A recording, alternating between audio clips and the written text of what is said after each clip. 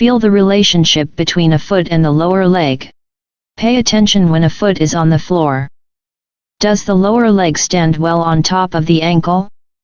Or they are off to a side? Slowly take the heels close to each other and then, return. Do this a few times. The feet come together and go away. Pay attention to what the knees do. Do they come closer to each other too? Leave it and rest in standing for a moment. Come back to the same position. Place hands on the chair. Sit on the toes of feet. Slowly take the knees close to each other and then, return to the original position. Leave the heels alone. Don't deal with the heels now. Do this many times and feel what happens with the ankles. Pay attention to the hip joints. How do femurs move in the socket of the pelvis? Leave it and rest in standing for a moment.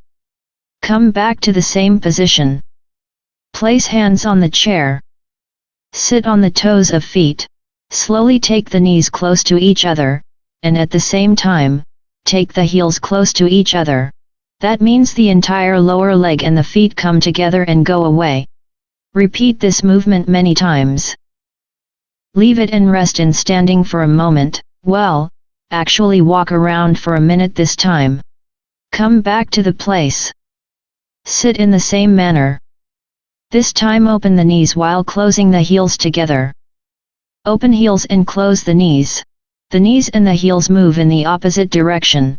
Do this many times. Gradually lean less on the chair and try to stand on the toes alone.